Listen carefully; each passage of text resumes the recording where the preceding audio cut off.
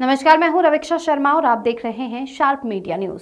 खबर सुल्तानपुर से है, जहां समाजवादी पार्टी के युवा छत्रप और समाज सेवी गुफरान सैफी ने शार्प मीडिया से विशेष बातचीत में कहा कि मैं कैसे मानूं, भारत विश्व गुरु है।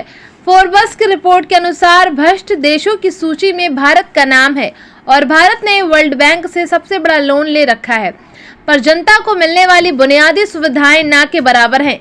देखिए विशेष रिपोर्ट में गुफरान सैफी ने क्या कुछ कहा। मैं जनपद सुल्तानपुर में हमारी टीम है। हमारे साथ काफी सीनियर समाजवादी पार्टी के युवा हमारे साथ अभी मौजूद हैं। विधानसभा अध्यक्ष रहे, कई पदों पर रहे।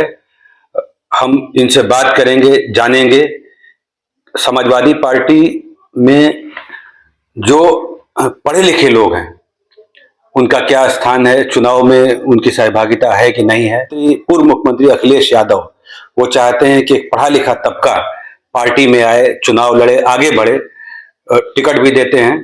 बहुत बहुत स्वागत है आपका गुफरान सैफी जी। बहुत शुक्रिया आमिर भाई आपका, और आप हमारे गरीब खाने पे आए, इसके लिए बहुत ही शुक्रगुजार हूँ आपका।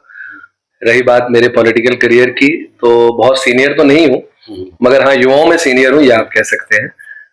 जैसे कि आप देख रहे हैं सुल्तानपुर का माहौल है, या प्रदेश में देख सकते हैं, राष्ट्रीय अध्यक्ष जी हमारे हैं आदरणीय अखिलेश यादव जी, एक बेहतरीन शख्सियत, एक विजनरी लीडर, और सुल्तानपुर में भी पढ़े लिखे लोगों की सहभागी इलेक्शन में भी रहती है और आमतौर पर भी क्षेत्र में रहती है। समाजवादी पार्टी जब इनकॉर्पोरेट हुई थी 1992 में, उस टाइम ही हमारे अंकल बगल में, हम लोग एक ही प्रीमिसेस में रहते हैं, तब वो यहाँ से 93 में इलेक्शन लड़े, जब सपा बसपा साथ लड़ी थी विधानसभा का, और सुल्तानपुर से वो विधायक हुए। क्या नाम था? बरकत अली विधायक साहब। और माननीय नेताजी के शुरू में जब स्थापना हुई थी तब से माननीय नेताजी के बहुत करीबी हुआ करते थे। उस टाइम में मात्र 5 या 6 साल का था। उनकी गोदी में खेला करता था और देखा करता था चीजें क्या है। उसके बाद लोकसभा के चुनाव में रामलखन वर्मा जी ने यहाँ से चुनाव लड़ा लोकसभा का। तो यहाँ आप बैठे हैं, ये ड्राइंग रूम उनका ऑफिस हुआ करता था, सामने पूरा मैदान हुआ करता था पहले, तो वहां उनके घोड़े और हाथी बनते थे। मैं उनकी गोद में खेल कूद के बड़ा हुआ हूँ, आप ये कह सकते हैं। तो बॉर्न एंड ब्रॉट अप पैदाइशी समाजवादी हूँ, दिल से समाजवादी हूँ, इसमें कोई ना संदेह है ना कोई उंगली उठ सकती है। सुल्तानपुर की सरजमी पे मैं 2012 से एक्टिवली था, क्योंकि मैं पढ़ाई अपनी पूरी करके 2012 में सुल्तानपुर वापस आया। शिक्षा दीक्षा कहाँ से हुई आपकी? शुरुआत मेरी जो बेसिक एजुकेशन मेरी हाई स्कूल तक रही, वो इस चेरा मैरिज कॉन्वेंट सुल्तानपुर से रही। फिर मैं बाहर निकल गया पढ़ने के लिए, तैयारी करने लगा। फिर मेरा पोस्ट ग्रेजुएशन MBA रहा ILM Lodhi road new Delhi से, वहां से मैंने टॉप किया मार्केटिंग में। फिर 1.5-2 साल जॉब का एक्सपोजर लिया, फिर वापस से अपने बिजनेस में आया, और यहाँ आते ही मैंने सबसे पहले समाजवादी पार्टी की सक्रिय सदस्यता ली 2012 में। और तब से फिर 2018, 2017, 2019 के चुनाव में जो सपा बसपा ने साथ लड़ा, सब में हमने पूरी तरीके से मेहनत की, क्षेत्रों में रहा, लोगों के बीच रहा। 2020 में मुझे विधानसभा अध्यक्ष बनाया गया सुल्तानपुर में, और तब से आज तक अल्हम्दुलिल्लाह उस पद पे बना हुआ हूँ। यहाँ का विधानसभा अध्यक्ष होने के साथ साथ 5 विधानसभा में जहां आवाम को मेरी जरूरत होती है, वहां मैं उन लोगों के लिए हाजिर होता हूँ। तो मेरा मेन टास्क सोशल था, सोशल एक्टिविस्ट था मैं पॉलिटिक्स में आने का वजह मेरी खाली इतनी थी कि सोशल एक्टिविस्ट होने के साथ साथ आपका दायरा बहुत लिमिटेड रहता है, बट आपको अपना दायरा बढ़ाना हो और एक विजनरी लीडर के विजन के साथ आपको चलना हो, तो हर इंसान चलना चाहेगा। इसलिए मैं पॉलिटिक्स में आया। तो सोशल टास्क में मैंने बहुत सारे अचीवमेंट्स हासिल किए और कर भी चुका हूँ, जिसको पूरा जिला जानता है, और कई बार सम्मानित भी किया गया इन चीजों के लिए।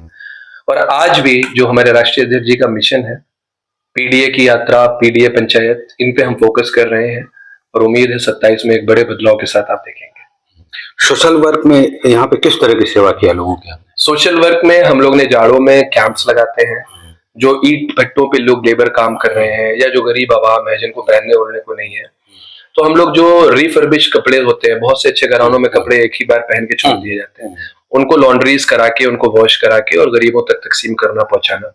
ब्लड डोनेशन कैंप, मैं स्वयं 49 बार आज तक ब्लड डोनेट कर चुका हूँ 37 साल की उम्र में। 13-14 गुमशुदा लोगों को मैं अलग अलग स्टेट पहुंचा चुका हूँ, वहां के IGs, DIGs से, पुलिस से बात करके, जो जहर खुरानी के केस हैं, या जो मेंटली थोड़ा सा रिटायर्ड लोग हैं और गलती से ट्रेन में बैठ गए हैं। कई मेले में ऐसे हम लोग कंट्रीब्यूट करते हैं अपनी तरफ से। शुरुआत में एक एनजीओ से जुड़ा था, तो हम लोग ने 2-4 स्कूल प्राइमरी अडॉप्ट करके उनकी ब्यूटिफिकेशन का काम किया। समाज में आप हम लोग प्राथमिक विद्यालय सरकारी हम लोग ने डीएम से परमिशन ली थी, उनको हम लोग ने ब्यूटीफाई भी किया था। बट आज के दौर में आप देख ही रहे चीजें बंद की जा रही हैं, खासतौर से मर्ज क्या हो रहा है, हम तो कहेंगे बंद हो रहा है। मर्ज होना अलग चीज होती है। मर्ज तब कहा जाता है जब आपके पास इनफ स्टूडियस लोग ना हो, क्षेत्र में कोई चीजें कम पड़ रही हो या ज्यादा हो, और वहां पे एक दूसरे के साथ उनका अलायंस कर दिया जाए। शिक्षा बजट इस सरकार में लगातार कम हो रहा है, जो कि बढ़ना चाहिए। और बेसिक मुद्दा ही है शिक्षा, रोजगार और इंफ्रास्ट्रक्चर हॉस्पिटल का, जो आज कहीं ना कहीं वैनिश हो रहा है। सरकार तो दावा करती है कि बिल्कुल पारदर्शिता है, ट्रांसपेरेंसी है, करप्शन बहुत कम हो गया है।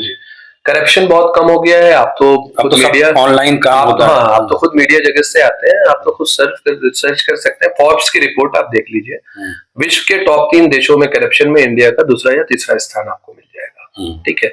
और अभी आप लेटेस्ट न्यूज देख लीजिए वर्ल्ड बैंक की, कि हिंदुस्तान ने वर्ल्ड बैंक से सबसे बड़ा लोन ले रखा है। विश्व में इतना बड़ा लोन किसी ने नहीं लिया। तो इस सब चीजों में विश्वगुरु तो हम लोग बन ही रहे हैं। करप्शन में विश्वगुरु बन रहे हैं, लोन लेने में विश्वगुरु बन रहे हैं। लाल आंखें हमको चाइना, चीन, बांग्लादेश, पाकिस्तान सब दिखा रहा है, मगर हम विश्वगुरु बन रहे हैं।